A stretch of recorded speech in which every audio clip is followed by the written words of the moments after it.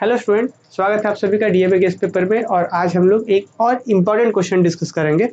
कुछ क्वेश्चन इस प्रकार से है कि prove that every convergent sequence is bounded but converse is not true. ध्यान से सुनिएगा, यहाँ पे क्या बोला जा रहा है, every convergent sequence is bounded. ये कन्वर्जेंट का क्या कॉन्सेप्ट है, थोड़ा सा समझाते हैं आपको। देखिए, एक सीक्वेंस आपको एग्जांपल के तौर पर बताते हैं। जैसे एक सीक्वेंस आप क्या समझते हैं जी, कि ये सीक्वेंस के जनरल टर्म्स को बताता है। एक सीक्वेंस हम ले लेते हैं 1/n। ये रूल होता है ना, ये general term n equal to 1/n लिया गया। यहाँ पे नेचुरल नंबर पुट करते जाइए, सीक्वेंस का टर्म्स बनते जाएगा। आप जैसे कि देखिए, पहला टर्म 1 पुट करिए तो 1/1 मतलब 1, फिर 2 पुट करिए तो 1/2, फिर 1/3, फिर 1/4। आप ध्यान दीजिएगा तो ये इसी तरीके से चलता जाएगा। आपको पता है ये सीक्वेंस जो है ना, कन्वर्जेंट सीक्वेंस है। कन्वर्जेंट का क्या कॉन्सेप्ट होता है, जैसे जैसे आप सीक्वेंस में टर्म्स को आगे बढ़ाते जा रहे हैं तो सीक्वेंस किधर जा रहा है, किसी एक खास पॉइंट की ओर जाते लग रहा हो। ये भी कुछ वैसा ही है। 1/2 आप देखिए, नोटिस करिए कि यहाँ पे है 1/2 यहाँ पे होगा, फिर आगे बढ़ेंगे 1/3, 1/4, 1/5, 1/6, 1/7, ये फिर धीरे धीरे क्लोज होते जाएगा। आप जो भी देखिए, जीरो से इधर कभी नहीं जाएगा। मतलब ये जो पूरा सीक्वेंस का टर्म्स है वो जीरो के नजदीक आ रहा है, जीरो की ओर आ रहा है, जीरो को कन्वर्ज कर रहा है। तो इस सीक्वेंस को बोले कन्वर्जेंट सीक्वेंस। क्यों कर रहा है जी, क्योंकि भाई ये नेगेटिव क्यों नहीं हो सकता, क्योंकि देखिए 1/4, 1 तो ऊपर पॉजिटिव है, नीचे भी हमेशा नेचुरल नंबर पुट करते हैं पॉजिटिव। 1/1, 1/2, 1/3, 1/4, नीचे हमेशा नेचुरल नंबर पुट हो रहा है रूल के अकॉर्डिंग, तो कभी नेगेटिव तो होगा नहीं। तो इसीलिए हम बोल सकते हैं ये जो सीक्वेंस है जीरो की ओर बढ़ रहा है, तो this type of sequence is called convergent sequence. Clear, ये तो था कन्वर्जेंट सीक्वेंस। अब जो भी कन्वर्जेंट सीक्वेंस होगा, जैसे यही कि क्या कन्वर्जेंट सीक्वेंस, तो कन्वर्जेंट सीक्वेंस बाउंडेड होता है। बाउंडेड का मतलब कि देखिए ना, ये सीक्वेंस के जितने भी टर्म्स है 1 और 0 के बीच है। पहला टर्म a1 मतलब बोल सकते हैं ये a1 हो गया, ये a2 हो गया, दूसरा टर्म ये हो गया, तीसरा टर्म, चौथा टर्म, पांचवा टर्म, जितने भी टर्म्स होंगे फॉर ऑल n, सारे के सारे इस दो के बीच में ही है। तो कह सकते हैं कि जो भी सीक्वेंस कन्वर्जेंट होगा वो सीक्वेंस बाउंडेड होगा, दो के बीच में ही रहेगा। क्लियर। तो आते हैं, अब हम लोग आते हैं डेफिनेशन, ये थ्योरम्स के ऊपर क्या बोला गया है कि every convergent sequence is bounded. जो भी सीक्वेंस कन्वर्जेंट होगा वो बाउंडेड होगा, बट सारा बाउंडेड सीक्वेंस कन्वर्जेंट नहीं होता। कुछ सीक्वेंस ऐसे भी हैं जो बाउंडेड तो है पर कन्वर्जेंट नहीं है। जैसे एग्जांपल के लिए देखिए, ये वाला, ये सीक्वेंस एग्जांपल देते हैं आपको। ये सीक्वेंस है -1 का पावर n, ये भी एक सीक्वेंस है। इसका रूल क्या आएगा पता है, आप एक जगह पे 1 पुट करिए, 2 पुट करिए, 3 पुट करिए, तो भाई क्या आएगा, पहले 1 पुट करिए तो क्या आएगा -1, फिर आएगा 1, फिर -1, फिर 1, फिर -1, फिर 1। इस तरीके से ये सीक्वेंस चलते जाएगा इन्फिनिटी तक। तो आप ध्यान देखिए कि यहाँ पे जितने भी टर्म्स हैं वो -1 और 1 के बीच में ही a1, a2, ये a1 टर्म, ये a2 टर्म, ये सारे टर्म्स इसी दोनों के बीच में आ जा रहे हैं।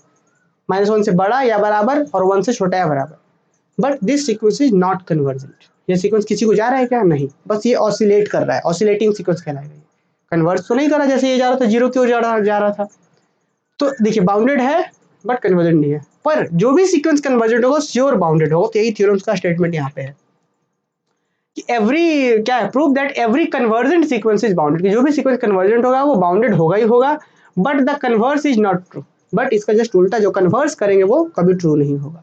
ठीक है, आते हैं प्रूफ में हम लोग इसका। तो कन्वर्जेंट सीक्वेंस का डेफिनेशन से हमने वहां बताया था, डेफिनेशन जब बता रहे थे, लिख लेंगे क्या कि let a n be sequence which converges to l. जैसे यहाँ पे एग्जांपल मैं समझा रहा था आपको कि ये सीक्वेंस जीरो कन्वर्ज कर रहा है, तो हम मान के चलते हैं कि कोई सीक्वेंस एन है वो एल को कन्वर्ज कर रहा है। और आपको पता है कि कोई सीक्वेंस अगर किसी पॉइंट को कन्वर्ज करता है तो एक प्रॉपर्टी होल्ड करता है, ठीक, और वो प्रॉपर्टी हम यहाँ पे लिखेंगे। तो देखिए क्या बोला गया कि let a n be a sequence which converges to l. हम कोई सीक्वेंस एल को कन्वर्ज कर रहा है, इसका मतलब that is a n is convergent sequence. ये ए एन एंगल ब्रैकेट में भी लिख सकते हैं या फिर आप कर्ली ब्रैकेट में भी लिख सकते हैं, ऐसे दोनों सेम चीज है। तो हमने मान लिया कि चलिए एन जो सीक्वेंस है एल को कन्वर्ज कर रहा है, मतलब एन कन्वर्जेंट सीक्वेंस है। अब आते हैं स्टूडेंट, हम मान के चलते हैं कि let epsilon greater equal to 1। अब एक बात बताइए यहाँ पे, चलो ध्यान से सुनिएगा इस चीज को। देखिए, कोई थोड़ा सा एक डेफिनेशन हम और बताते हैं आप लोग को, इसके बाद कंप्लीट करेंगे। कि देखिए एन कोई सीक्वेंस है, अगर वो एल को कन्वर्ज कर रहा है तो एक प्रॉपर्टी होता है कि for all epsilon greater than 0 there exists some m belongs to set of natural number such that इस तरीके से एग्जिस्ट करता है कि mod an minus l less than epsilon for all n greater than equal n। अब ये अगर आपने क्लासेस में नहीं पढ़ा है तो ये आपके लिए तो बड़ा ही नया होगा इस चीज को, इसलिए आप क्लासेस में जरूर देखिएगा। इसी चीज को सेम कॉन्सेप्ट हमने 1 आवर्स लिया है इस चीज में, बहुत प्रेम से मैंने समझाया कि ये एप्सिलॉन क्या है, ये there exist m belongs to set of natural number का क्या मतलब होता है, ये सब का क्या मतलब होता है। फिलहाल इस क्वेश्चन में हम लोग बात रहते हैं, एग्जाम ओरिएंटेड रहते हैं, इस क्वेश्चन के ऊपर बात करते हैं। हम ऐसा मान के चले कि एक जो कॉन्सेप्ट है मैंने आप जो बताया है क्लासेस में वो आपने बहुत अच्छे से देख रखा है। देखिए कि अगर कोई सीक्वेंस एल को कन्वर्ट करता है तो हर एप्सिलॉन ग्रेटर देन 0 के लिए एक वो स्टेज मिलता है एम, एक नेचुरल नंबर मिलता है एम, कि उसके बाद से कोई भी आप एन लेंगे, एन मतलब इससे बड़ा कोई है, बड़ा या बराबर कोई दूसरा नेचुरल नंबर लेंगे तो उससे जो बनेगा टर्म्स एन, और एल का जो मॉडुलस होगा हमेशा एल से छोटा होगा। यही चीज बोला गया है कि अगर कोई सीक्वेंस एल को कन्वर्ट करता है तो हर एप्सिलॉन के लिए एक स्टेज मिलता है, और इस तरीके से मिलता है कि उस स्टेज के बाद कोई भी लेने से एन माइनस एल का डिफरेंस एप्सिलॉन से छोटा होता है। अब इस एप्सिलॉन की जगह पे आप 2 रख देंगे तो भी काम करेगा, क्योंकि हर एप्सिलॉन पॉजिटिव के लिए काम करता है। आप एप्सिलॉन की जगह पे 1 रख दीजिएगा तो भी एक स्टेज मिलेगा, इसकी जगह पे 3 रख दीजिए तो भी मिलेगा, 1/2 रखिए तो पॉजिटिव रखना है बस।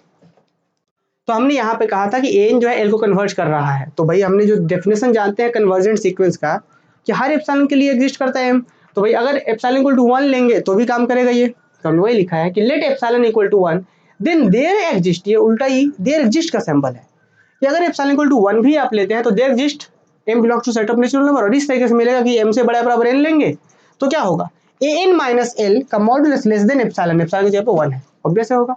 और इस चीज को हम मॉड की प्रॉपर्टी से क्या लिख सकते हैं स्टूडेंट, इसका मतलब कि एन जो है वो एल माइनस एप्सिलॉन से बड़ा है एन, और एल प्लस एप्सिलॉन से छोटा है एन। ये डेफिनेशन कहा है मॉड का डेफिनेशन से, मैंने प्रीवियस में भी डिस्कस करा है। तो मॉड का डेफिनेशन से आप लिख सकते हैं कि इसका मतलब होगा कि ये less than 1 for all N greater than equal, इसका मतलब होता है एल माइनस एप्सिलॉन से बड़ा एन और less than L plus epsilon से for all N greater than equal to M. Clear. अब यहाँ से एक कंक्लूजन हमारे पास ये मिल गया कि सीक्वेंस का जो भी टर्म्स है, सीक्वेंस के जितने भी टर्म्स हैं वो एल माइनस 1 से बड़ा या बराबर है, बड़ा है सॉरी, यहाँ पे बड़ा है, एल माइनस 1 से सारे टर्म सीक्वेंस के बड़े हैं for all greater than equal to. देखिएगा यहाँ पे एल माइनस 1 से बड़ा है एन और एल प्लस 1 से छोटा है, कहाँ तक, for all N greater than equal m. बात को समझिएगा, जैसे कि यहाँ पे मान लीजिए कि a1 a2 कहाँ तक am, m माइनस 1 फिर उसके बाद am, और इसके बाद की अगर हम बात कर ले स्टूडेंट, इसके बाद की बात कर ले तो यहाँ पे am plus 1 and so on. तो यहाँ पे थ्योरम क्या कहता था, l माइनस 1 से बड़ा होगा an लेकिन सबके लिए नहीं बड़ा होगा, for all n greater than equal to m।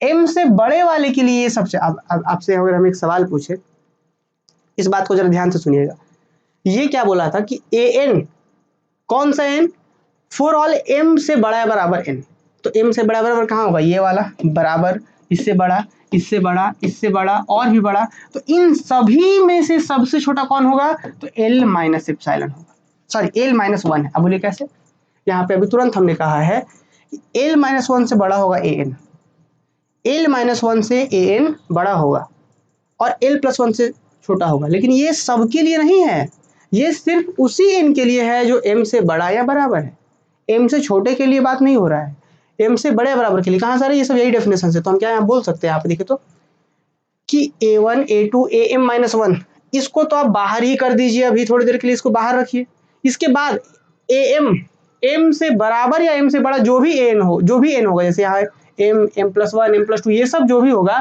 इससे छोटा है हमारा l माइनस 1, ठीक। और एक बताइए अब बचा कौन है, a1 a2 और m माइनस 1 तक बाहर इधर बचा हुआ है और एगो l माइनस 1 है। तो अगर हम आपसे एक चीज कहें कि l माइनस 1 से बड़ा है ये सब, आप बोलेंगे हाँ बिल्कुल श्योर है, ये तो डेफिनेशन प्रीवियस रिलेशन से कह रहा है कि l माइनस 1 से ये सब बड़ा है। अब देखिए a1 बचा, a2 बचा, am माइनस 1 बचा और ये l माइनस 1 बचा। अब इसमें से जो सबसे छोटा होगा, ध्यान से सुनिएगा, इसमें से जो सबसे छोटा होगा उससे बड़ा सब होगा। मान के चलिए थोड़ी देर के लिए कि इसमें से सबसे छोटा जो है वो है a1, सबसे छोटा है a1, तो क्या हम बोल सकते हैं कि a1 से बड़ा ये, बड़ा बराबर ये खुद, a1 से बड़ा बराबर ये खुद, a1 से बड़ा बराबर ये खुद, a1 से बड़ा बराबर ये खुद, फिर सब a1 से बड़ा बराबर। कैसे हुआ, क्योंकि l माइनस 1 जो था वो सिर्फ इतना से छोटा था, इतना से m प्लस 1 m प्लस इधर के सभी से l माइनस 1 छोटा था। देख लीजिए यहाँ पे l minus 1 is less than n for all n greater than equal to m से बड़ा के लिए जो भी लीजिए टर्म्स उससे छोटा है l minus 1। L minus one इधर से तो सबसे छोटा था ही। अब इसमें से A1 A2 AM-1 और L-1 में से जो सबसे छोटा होगा, ये अपने आप में इससे आधा से ये पूरा से जो छोटा ये है ही, अब इसमें से जो सबसे छोटा होगा वो बोल सकते हैं कि पूरे ओवरऑल का छोटा होगा। इसको आप ऐसे समझ सकते हैं, देखिए यहाँ A1 है, यहाँ A2 है, डॉट डॉट डॉट, यहाँ पे AM-1 है, यहाँ AM है, और फिर यहाँ AM+1 है, एंड सो ऑन इधर जा रहा है। अब बोला गया कि इतने में से सब में से इस पूरे में से सबसे छोटा है L-1, इधर का पूरा छोटा हम निकाल लिए L-1 है। उसके बाद अब बचा है ये चीज। अब इसमें से अगर जो सबसे छोटा चूज कर लिया गया तो क्या वो पूरे ओवरऑल का छोटा नहीं होगा? समझ में आया अभिषेक? चलिए देखिए, AM+1 AM+2, इधर में से सबसे छोटा L-1, ठीक है, तो मतलब इसका तो काम खत्म हो गया, इसमें से सबसे छोटा निकाल लिए। अब उसके बाद बचा ये सब था, तो इसमें से और ये L-1 में से जो सबसे छोटा होगा वो बोल सकते हैं कि पूरे से छोटा होगा, क्योंकि इधर का तो छोटा था ये, और ये बाकी जो बचा उसमें से जो सबसे मिनिमम होगा, मतलब A1 A2 dot dot dot AM-1 और L-1,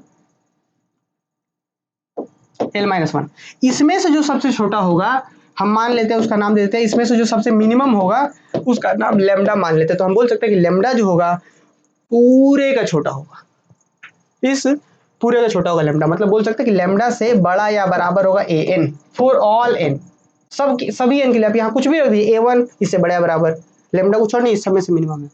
ठीक यही कॉन्सेप्ट हम मैक्सिमम के लिए भी काम करेंगे, क्योंकि जरूरी थोड़ी कि A1 से लेकर AM-1 इधर बाहर है, उधर भी तो बाहर हो सकता था। वो यहाँ पे लिखा गया है क्या, अभी तक था L-1 से बड़ा बराबर n था, L+ε for all n greater than equal m के लिए। अब क्या किया गया, हमने क्या करा, मुझे पता था कि AM से आगे वाले के लिए सबसे छोटा था ही L-1, अब A1 A2 A3 AM-1 L-1 से इसमें से हमने मिनिमम ले लिया और कह दिया लैम्डा।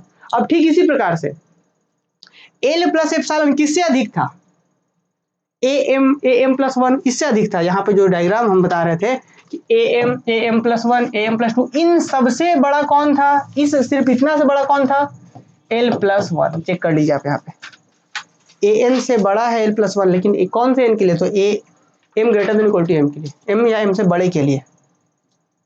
तो m या m से बड़े के लिए इसमें से सबसे बड़ा कौन था, L+ε, और इसके बाद इधर छूट कौन रहा था, ये वाला। तो इसमें से और इसमें से जो सबसे मैक्सिमम होगा वो पूरे से बड़ा हो जाएगा, सेम कॉन्सेप्ट। तो वही हमने क्या करा है, A1 A2 A3 AM-1 और L+1, इसमें से जो सबसे बड़ा है उसको हमने म्यू मान दिया। तो हम बोल सकते हैं कि लैम्डा जो हो गया सारे टर्म से छोटा हो जाएगा, और ये म्यू जो हो जाएगा सभी से A1 से लेकर के जहां तक है सबसे बड़ा हो जाएगा। तो हम क्या बोल सकते हैं कि लैम्डा से बड़ा या बराबर सारा n होगा, और म्यू से सारा n छोटा होगा, for all n belongs to set natural number, सभी के लिए। तो आप देखिए कन्वर्जेंट का डेफिनेशन लगाकर यहाँ तक आए हैं, फिर इसमें लॉजिक्स लगाए हैं, 2 ही लाइन है बस, लेकिन समझने वाला चीज है। तो फाइनली हम बोल दिए कि चूंकि सीक्वेंस के सारे टर्म लैम्डा और म्यू के बीच में है, लैम्डा और म्यू क्या था आप समझ पा रहे हैं, तो बोल सकते हैं कि therefore the sequence n is bounded, कि सीक्वेंस क्या हो गया, बाउंडेड हो गया। अब मतलब कन्वर्जेंट होगा तो बाउंडेड होगा, श्योर है। इसे कन्वर्ज क्यों नहीं होता, now the converse of the theorem can be proved bye taken N counter example. ये एक ऐसा एग्जांपल लेंगे जो बाउंडेड है और कन्वर्जेंट नहीं है। वही एग्जांपल जो हम समझा रहे थे कि लेट a इक्वल टू -1 का पावर n, ये रूल हो गया। देन सीक्वेंस -1 1 -1 1, देखिए बाउंडेड है, -1 और 1 के बीच में ही सारे टर्म्स है, बट ये सीक्वेंस किसी को जा नहीं रहा है। तो हम फाइनली कह सकते हैं कि हाँ जी ये तो इस तरीके से है कि बाउंडेड है। तो हम कह सकते हैं क्लियरली -1 और 1 के बीच में ही सारा टर्म्स है, लेस देन इक्वल पे है सारा टर्म फॉर ऑल n। तो कह सकते हैं देयरफॉर n इज बाउंडेड, कि जो सीक्वेंस है वो बाउंडेड तो है ही, नो डाउट। अब हम ये दिखाएंगे कि ये कन्वर्जेंट नहीं है, बाउंडेड है बट कन्वर्जेंट नहीं है। तो कन्वर्जेंट नहीं है तो हम दैट देख भी पा रहे थे कि भाई किसी को जा नहीं रहा, लेकिन इसको प्रूफ कैसे करेंगे मैथमेटिकली, तो उसके लिए हम कर रहे हैं कि लेट इफ पॉसिबल मान के चलते हैं कि चलिए ये कन्वर्जेंट है, मान लेते हैं हम, जस्ट इसका अपोजिट मान लेते हैं, चलिए कन्वर्जेंट है हम ऐसा मान लेते हैं। तो कन्वर्जेंट है तो कन्वर्जेंट का रूल भी तो फॉलो करना चाहिए, तो हम कन्वर्जेंट मान लेंगे और देखेंगे रूल फॉलो नहीं कर रहा, मतलब बोलेंगे कन्वर्जेंट नहीं है, बाउंडेड है बट कन्वर्जेंट नहीं है, प्रूफ हो जाएगा। देखिए let if possible this is convergent and मान के चलते कि कन्वर्जेंट टू एल, मान लेते कन्वर्जेंट एल को कर रहा है। अब आइए एप्सिलॉन की जगह पे 1/2 लेंगे तो भी काम करना चाहिए। तो कन्वर्जेंट का प्रॉपर्टी कि n minus l less than 1/2 होना चाहिए for n greater than equal to m के लिए। अब आइए थोड़ा सा और सॉल्व करते हैं। तो n के जगह पे -1 का पावर n और -l का मॉडुलस लेस देन 1/2 होना चाहिए for n greater than equal to m। अब एक बात थी यहाँ पे -1 का पावर n का कुछ वैल्यूज के लिए, इवन वैल्यूज के लिए तो 1 हो जाएगा। नाउ फ्रॉम 4, ये 4 से इसके जगह पे 1 लिख सकते हैं, क्योंकि भाई यहाँ पे जब n की जगह पे आप इवन लेने लगेंगे यहाँ पे तो 1 होने लगेगा ना, -1 का पावर इवन लेंगे तो 1 होगा, तो हम क्या 1 लिख सकते हैं कुछ केसेस के लिए, n greater than equal to m and n is even, तो 1 minus l less than 1/2 for all n। अब एक बात सही है, यहाँ पे तुरंत हमने डेफिनेशन देखा था। अच्छा, इसी तरह अगर ऑड लेंगे तो फिर -1 और -l का modulus less than 1/2 for all n greater than equal to m and n is odd, relation number ये कर लेंगे।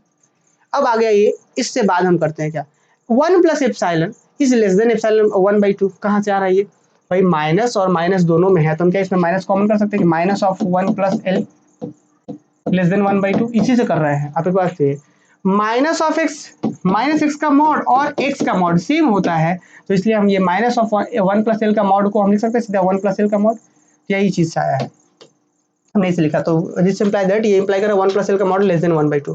थोड़ा इसको सॉल्व कर लेते हैं स्टूडेंट। देखिए अब क्या करते हैं, चूंकि हमें पता है 2 जो होता है, ये दो ध्यान रखिएगा, 1 माइनस l लेस का modulus less than 1/2, 1 plus l का मॉडुलस लेस देन 1/2, इस दो का यूज करेंगे हम यहाँ पे 5 और 6 का। कैसे करेंगे देखिए, चूंकि हमें पता है 2 को हम लिख सकते हैं मॉड 1 प्लस 1, बिल्कुल लिख सकते हैं। अब ये इसको क्या लिखे, माइनस l कर दिया हमने, यहाँ पे प्लस l कर दिया, 1 माइनस l 1 प्लस l कर दिया हमने। अब आइए, तुरंत हमने कहा है ये mod a plus mod b का फॉर्मूला लग जाएगा, इससे बड़ा है बराबर mod a plus mod b, और इससे तुरंत बड़ा 1 माइनस l से बड़ा 1/2, 1 माइनस l से बड़ा 1/2, इससे बड़ा 1/2। अब बताइए 1/2 प्लस 1/2 कितना होता है, 1 होता है। तो 2 से चले और दिखा दिए कि 2 से बड़ा 1, क्या ये सही है कि 2 से बड़ा होता है 1, विच इज एब्सर्ड, कि भाई ये संभव नहीं, ये गलत है। तो इसका मतलब हमारा सपोजिशन गलत था। हमारे सपोजिशन क्या था, हमने मान लिया था कि कन्वर्जेंट है ये, तो इसलिए हमारा विच इज एब्सर्ड ये गलत है, तो हमारा hence our supposition is wrong, therefore hence our supposition that this is convergent is wrong, कि हमने इसको जो कन्वर्जेंट का सपोजिशन करा था वो गलत है, hence this is not convergent, कि बाउंडेड तो है बट कन्वर्जेंट नहीं है, तो थ्योरम प्रूफ होता है। तो हमने क्या सीखा, हमने आज की क्लास में ये रिवीजन करा, ये सीखा कि अगर कन्वर्जेंट है तो बाउंडेड होगा, बट बाउंडेड है तो जरूरी नहीं कि कन्वर्जेंट हो जाए। क्लियर? तो उम्मीद है कि आपको समझ में आया होगा। बाकी मिलते हैं अगले किसी क्वेश्चन के सॉल्यूशन के साथ।